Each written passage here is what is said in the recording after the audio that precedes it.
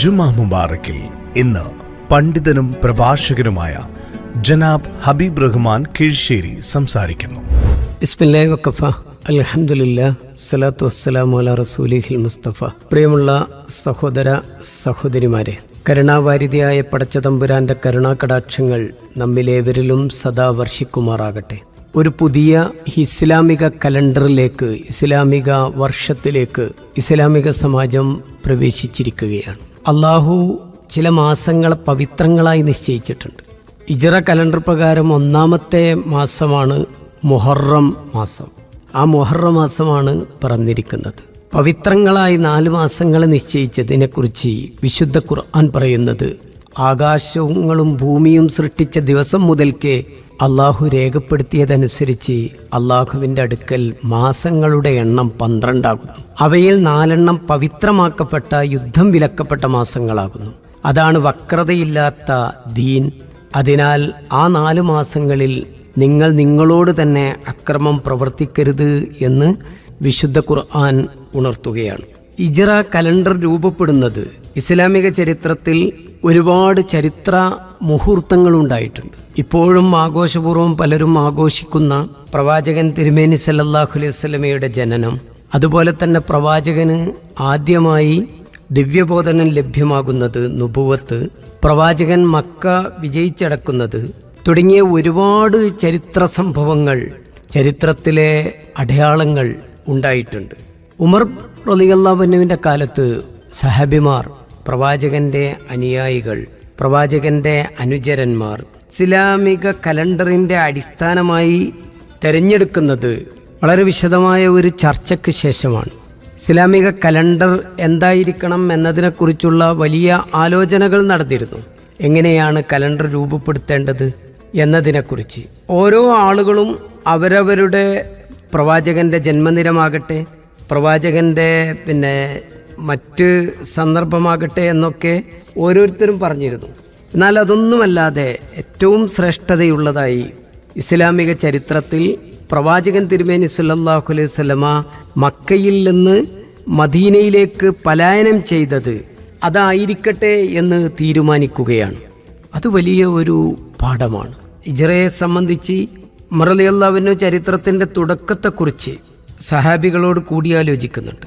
അപ്പോൾ അലി റളിയല്ലാഹു അൻഹുവിനെ പോലെയുള്ള പ്രഗത്ഭരായ ആളുകൾ പറഞ്ഞു, അള്ളാഹുവിൻ്റെ റസൂൽ മക്കയിൽ നിന്ന് മദീനയിലേക്ക് ഹിജ്റ പോയ ആ ആദർശപരമായ ചരിത്ര സംഭവത്തെ അടിസ്ഥാനമാക്കി നമുക്ക് തീയതി നിശ്ചയിക്കാം.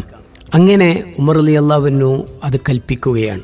അന്നു മുതലാണ് ചരിത്രപരമായ ഈ തീരുമാനത്തെ മഹാനായ പണ്ഡിതൻ സയ്യിദ് കുത്തുബ് വിശദീകരിക്കുന്നത്, ഫീളിലാലിൽ ഖുർആനിൽ വ്യക്തമാക്കുന്നത്, ഹിജ്റ എന്നത് കേവലമായ ഒരു ഓടിയൊളിക്കലല്ല, മറിച്ചൊരു പുതിയ വ്യവസ്ഥിതിയുടെ കെട്ടിപ്പടുക്കലായിരുന്നു എന്നാണ്. അപ്പോൾ വളരെ ഗൗരവപ്പെട്ട കലണ്ടറിൻ്റെ തുടക്കം റബീഉൽ അവ്വലിൽ നിന്ന് മുഹറത്തിലേക്ക് മാറ്റാൻ കാരണം ഹിജ്റ ചെയ്യാനുള്ള ഉറച്ച തീരുമാനത്തിൻ്റെ തുടക്കം മുഹറത്തിലായിരുന്നു എന്നതുകൊണ്ടാണ്. ഹിജ്റക്ക് വഴിയൊരുക്കിയ അഖബ ഉടമ്പടി നടന്നത് ദുൽഹജ്ജിൻ്റെ മധ്യത്തിലായിരുന്നു. ആ ഉടമ്പടിക്കും ഹിജ്റ ചെയ്യാനുള്ള ദൃഢനിശ്ചയത്തിനും ശേഷം ഉദിച്ചുയർന്ന ആദ്യത്തെ പുത്തൻ ചന്ദ്രൻ, പുതിയ നിലാവ് മുഹറം മാസത്തിലേതായിരുന്നു.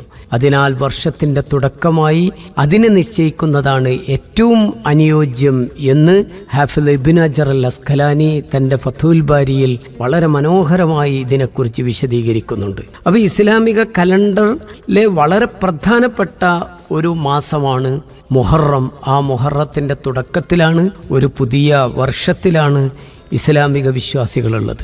ഈ ഒരുപാട് ചരിത്ര സംഭവങ്ങൾ മുഹറത്തിൽ നടന്നതായി ഇസ്ലാമിക ചരിത്രത്തിൽ കാണാൻ കഴിയും. അതിലേറ്റവും സുപ്രധാനമായിട്ടുള്ളത് മഹാനായ മൂസാ പ്രവാചകൻ അലൈഹിസ്സലാത്തു വസ്സലാമയുടെ വിമോചന യാത്രയാണ് എന്ന് നമുക്ക് കാണാൻ കഴിയും.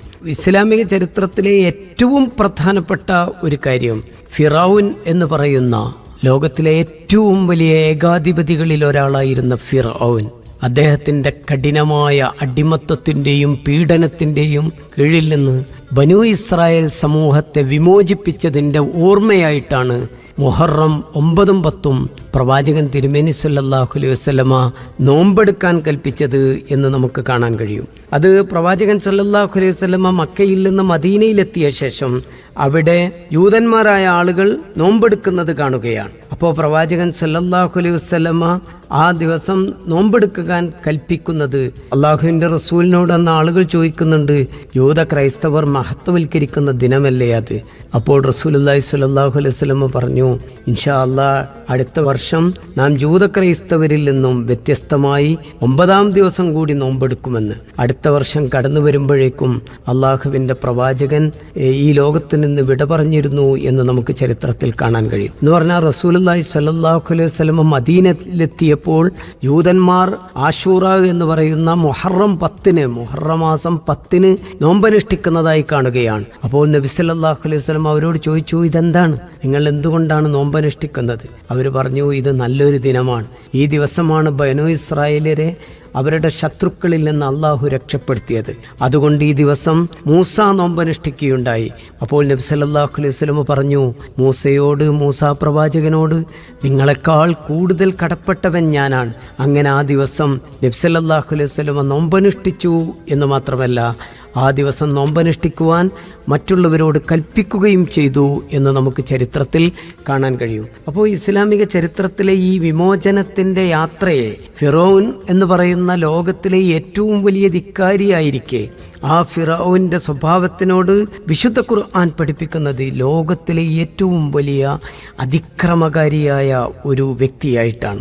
അത് ഖുർആൻ പറയുന്നത് മൂസാ പ്രവാചകനോടും സഹോദരനോടും, നിങ്ങളിരുവരും ഫിറൗനിൻ്റെ അടുത്തേക്ക് പോവുക, നിശ്ചയമായും അവൻ അതിക്രമകാരിയായിരിക്കുന്നു, നിങ്ങൾ അവനോട് സൗമ്യമായി സംസാരിക്കുക. ഒരുപക്ഷെ അവൻ ചിന്തിച്ചു മനസ്സിലാക്കിയെങ്കിലോ. ഏത് ധിക്കാരിയായ ഏത് അതിക്രമകാരിയായ മനുഷ്യനോടും സംസാരിക്കേണ്ടുന്ന രൂപത്തെക്കുറിച്ച് ഇവിടെ പറഞ്ഞു തരികയാണ്. ഒരു പ്രബോധകൻ ഉണ്ടാകേണ്ടുന്ന ഏറ്റവും മനോഹരമായ സർഗാത്മകമായ സംവേദനത്തെക്കുറിച്ചാണ് ഇവിടെ സൂചിപ്പിക്കുന്നത്. വിശുദ്ധ ഖുർആൻ പറയുന്നു, അവൻ ഏറ്റവും വലിയ അതിക്രമകാരിയാണ്. ആൺകുട്ടികളെ കൊല്ലാൻ വിടുകയും പെൺകുട്ടികളെ ലജ്ജാ അവസ്ഥയിലേക്ക് വിടുകയും ചെയ്യുന്ന, ആൺകുഞ്ഞുങ്ങളെ അറുകൊല ചെയ്യുന്ന ഫിറൗനെ കുറിച്ചാണ് പറയുന്നത്. നിങ്ങൾ അവനോട് സൗമ്യമായി സംസാരിക്കുക. ഒരുപക്ഷെ അവൻ ചിന്തിച്ചു മനസ്സിലാക്കിയെങ്കിലോ അല്ലെങ്കിൽ ഭക്തിയുള്ളവനായെങ്കിലോ അവരിരുവരും പറഞ്ഞു, ഞങ്ങളുടെ നാഥ, ഫിറൗൻ ഞങ്ങളോട് അവിവേകമോ അതിക്രമോ കാണിക്കുമെന്ന് ഞങ്ങൾ ഭയപ്പെടുകയാണ്. പടച്ച തമ്പുരാൻ പറഞ്ഞു, അള്ളാഹു പറഞ്ഞു, നിങ്ങൾ പേടിക്കണ്ട, ഞാൻ നിങ്ങളോടൊപ്പമുണ്ട്, ഞാനെല്ലാം കേൾക്കുകയും കാണുകയും ചെയ്യുന്നുണ്ട്. അതിനാൽ നിങ്ങൾ ഇരുവരും അവൻ്റെ അടുത്തേക്ക് ചെന്ന് പറയുക, തീർച്ചയായും ഞങ്ങൾ നിന്റെ നാഥൻ്റെ ദൂതരാണ്. അതിനാൽ ഇസ്രായേൽ മക്കളെ നീ ഞങ്ങളോടൊപ്പം അയക്കുക, അവരെ പീഡിപ്പിക്കരുത്. നിന്റെ അടുത്ത് ഞങ്ങൾ വന്നത് നിന്റെ നാഥങ്കിൽ നിന്നുള്ള വ്യക്തമായ തെളിവുകളുമായിട്ടാണ്. നേർവഴിയിൽ നടക്കുന്നവർക്കാണ് സമാധാനമുണ്ടാവുക. സത്യത്തെ തള്ളിപ്പറയുകയും അതിൽ നിന്ന് പിന്തിരിഞ്ഞു പോവുകയും ചെയ്യുന്നവർക്ക് കടുത്ത ശിക്ഷയാണ് ഉണ്ടാവുക എന്ന്. തീർച്ചയായും ഞങ്ങൾക്ക് ദിവ്യബോധനം ലഭിച്ചിരിക്കുന്നു എന്ന് സൂറത്ത് ത്വാഹ 43-48 ഭാഗങ്ങളിലായിട്ട് വിശുദ്ധ ഖുർആൻ അത് മനോഹരമായി വിശദീകരിക്കുന്നുണ്ട്. ഏറ്റവും പ്രധാനമായി മൂസ അലൈഹിസ്സലാത്തു വസ്സലാമയുടെ പ്രബോധന ദൗത്യം എന്ന് പറയുന്നത് അടിച്ചമർത്തപ്പെട്ട, വളരെ അരികുവൽക്കരിക്കപ്പെട്ട, നിസ്സഹായരായ ബനൂ ഇസ്രായേൽ സമൂഹത്തെ വിമോചിപ്പിക്കുക എന്നതിലായിരുന്നു. അതുകൊണ്ട് ഇസ്രായേലിൻ്റെ വിമോചകനായിട്ട്, ഇസ്രായേൽ എന്ന പദത്തിൻ്റെ അർത്ഥം ദൈവത്തിൻ്റെ അടിമ എന്നാണ്. ഇസ്രായേൽ എന്ന പദത്തിൻ്റെ അർത്ഥം പ്രവാചകൻ യഴക്കൂബിൻ്റെ വേറൊരു പേരായിരുന്നു ഇസ്രായേൽ എന്നത്. അപ്പോൾ ബനൂ ഇസ്രായേൽ എന്ന് പറഞ്ഞാൽ ഇസ്രായേലിൻ്റെ മക്കൾ, യാക്കൂബ് നബിയുടെ മക്കൾ എന്ന അർത്ഥത്തിലാണ്. അതുകൊണ്ട് ഫറോവൻ്റെ ആധിപത്യത്തെ ചോദ്യം ചെയ്യുക എന്ന ഏറ്റവും ശ്രമകരമായ, ഏറ്റവും വലിയ ഒരു ദൗത്യമാണ് മൂസാ പ്രവാചകൻ നിർവഹിക്കുന്നത്. തൻ്റെ നേർക്ക് ചൂണ്ടുന്ന ഒരു വിരല് പോലും ആ കാലഘട്ടത്തിൽ ഉണ്ടായിരുന്നില്ല. അവിടെയാണ് മൂസാ പ്രവാചകൻ തൻ്റെ പ്രബോധന ദൗത്യം നിർവഹിക്കുന്നത്. അപ്പോൾ അദ്ദേഹം അതിനെക്കുറിച്ച് ചെയ്യുന്നത് ഇതിനെ രാഷ്ട്രീയപരമായി നേരിടാതെ മതപരമായി നേരിടുകയായിരുന്നു അദ്ദേഹം ചെയ്തത് എന്ന് നമുക്ക് ചരിത്രത്തിൽ കാണാൻ സാധിക്കും. എന്ന് പറഞ്ഞാൽ ഫറോവ പറയുന്നത്, പ്രമാണിമാരെ മുഴുവൻ വിളിച്ചു വരുത്തിയിട്ട് പറയുകയാണ്, അല്ലയോ പ്രമാണിമാരെ, ഞാനല്ലയോ നിങ്ങൾക്ക് ദൈവമായിട്ടുള്ളത്, എനിക്കറിയില്ല, വേറൊരു ദൈവമുള്ളതായിട്ട് വേറൊരാളെ എനിക്കറിയില്ല. അതിനാൽ ഹാമാനെ, എനിക്ക് വേണ്ടി കളിമണ്ണ് ചുട്ട് അതിന് ചുറ്റും അത്യുന്നതമായ ഒരു വലിയ ഗോപുരം ഉണ്ടാക്കുക. മൂസായുടെ ദൈവത്തെ ഞാനൊന്ന് എത്തി നോക്കട്ടെ, ഉറപ്പായും അവൻ കള്ളം പറയുന്നവനാണെന്ന് ഞാൻ കരുതുന്നു. ഇത് സൂറത്തുൽ ഖസസിൽ ഖുർആൻ വിശദീകരിക്കുന്നുണ്ട്. ഫിറോൻ പറഞ്ഞു, എന്നെ വിടൂ, ഞാൻ മൂസയെ ഞാൻ കൊല്ലുകയാണ്. അവൻ്റെ നാഥനോട് പ്രാർത്ഥിച്ചു നോക്കട്ടെ, അവൻ നിങ്ങളുടെ ജീവിതക്രമം മാറ്റിമറിക്കുകയോ നാട്ടിൽ കുഴപ്പമുണ്ടാക്കുകയോ ചെയ്തേക്കുമെന്ന് ഞാൻ ഭയപ്പെടുന്നു. എല്ലാ ഭരണകൂടങ്ങളും ചെയ്യുന്നത് പോലെ ഒരു തീവ്രവാദത്തിൻ്റെയും വർഗീയവാദത്തിൻ്റെയും മതപരമായ ഒരു തരം വിഭാഗീയതയുടെയും ചിഹ്നം നൽകിക്കൊണ്ടാണ്, അടയാളങ്ങൾ നൽകിക്കൊണ്ടാണ് മൂസയെ ഫറോവ നേരിടുന്നത് എന്ന് നാം മനസ്സിലാക്കേണ്ടതുണ്ട്. പക്ഷേ ഇസ്രായേലിലെ ഒരു ചെറിയ ന്യൂനപക്ഷം അപ്പോഴും ഫറോവയെ പിന്തുണച്ചിരുന്നു. എന്നാൽ മഹാഭൂരിപക്ഷം ഇസ്രായേൽ ജനതയും മൂസ അലൈഹി സ്വലാത്തു വസ്സലാമയോടൊപ്പമായിരുന്നു എന്ന് നമുക്ക് കാണാൻ കഴിയുന്നതാണ്. അതുകൊണ്ട് ദുർബലരും പതിതരുമായ ഇസ്രായേൽ സമൂഹത്തെ, ഇസ്രായേലിയർക്ക് ഫറോവയെ കായികമായി നേരിടാൻ സാധിക്കുകയില്ലായിരുന്നു. ദൈവികമായ ശക്തിയും അള്ളാഹുവിൻ്റെ അപാരമായ കഴിവും ശക്തിയും കൊണ്ട് മാത്രമേ, ആ അത്ഭുതം കൊണ്ട് മാത്രമേ ഫിറൗനെ പരാജയപ്പെടുത്തുവാൻ സാധിക്കുമായിരുന്നുള്ളൂ. അതുകൊണ്ട് തന്നെ ഒരുപാട് ശ്രമങ്ങൾക്കൊടുവിലാണ് മർദ്ദിതരായ ഇസ്രായേലരെ ഫറോവയിൽ നിന്ന് മൂസ അലൈഹി സ്വലാത്തു വസ്സലാം രക്ഷിക്കുന്നത്. ചെങ്കടലിലേക്ക് പ്രവേശിക്കുകയാണ്. അള്ളാഹു ഒരുക്കിയ, നീ നിന്റെ വടി കൊണ്ട് ചെങ്കടലിനെ അടിക്കുക എന്ന് പറഞ്ഞപ്പോൾ ചെങ്കടൽ 2 ഭാഗമായി തീരുകയും അള്ളാഹു ഒരുക്കിയ ആ മനോഹരമായ പാതയിലൂടെ സീനാ താഴ്വരയിൽ അവരെത്തുകയും ചെയ്യുന്നു എന്ന് നമുക്ക് കാണാൻ കഴിയും. ആ കടലിൽ, ചെങ്കടലിൽ ഫറോവയും കൂട്ടാളികളും ഹാമാനുമൊക്കെയും മർദ്ദക വ്യവസ്ഥയുടെ മുഴുവൻ ആളുകളും അതിൽ മരിക്കുകയും ചെയ്യുന്നു എന്ന് നമുക്ക് കാണാൻ കഴിയും. വലിയ ചരിത്രത്തിലെ ഒരു വിമോചന പാഠമാണ്. എല്ലാ അതിക്രമകാരികളായ ജനതയെയും ഏറെക്കാലം നിലനിർത്തുകയില്ല എന്നും ആ പാഠം എല്ലാ വർഷവും വിശ്വാസികളുടെ ഓർമ്മപ്പെടലുകളായി ഉണ്ടാകണം. അതുകൊണ്ടാണ് ആശൂറ, താസുവാ എന്ന് പറയുന്ന 2 മുഹറം 9-ലെയും 10-ലെയും നോമ്പെടുക്കുവാൻ പ്രവാചകൻ തിരുമേനി സ്വല്ലല്ലാഹു അലൈഹി വസല്ലമ വിശ്വാസികളെ ഓർമ്മപ്പെടുത്തുന്നത്. നോമ്പെടുത്തുകൊണ്ട് പൂർവകാല ചരിത്രത്തെ ഓർമ്മപ്പെടുത്തിക്കൊണ്ട് മർദ്ദകരായ എല്ലാവിധ ധിക്കാരികൾക്കുമെതിരെയുള്ള ശബ്ദം നമ്മുടെ നാവിൻ തുമ്പിലും മനോമുകുരങ്ങളിലും ഉണ്ടായിത്തീരണം. അതിലൂടെ വിശ്വാസം ശക്തിപ്പെടണം എന്ന് പ്രവാചകൻ ആഗ്രഹിക്കുന്നു. പടച്ചതമ്പുരാന്റെ അനുഗ്രഹം നമ്മളുടെ മേൽ ഉണ്ടാകട്ടെ.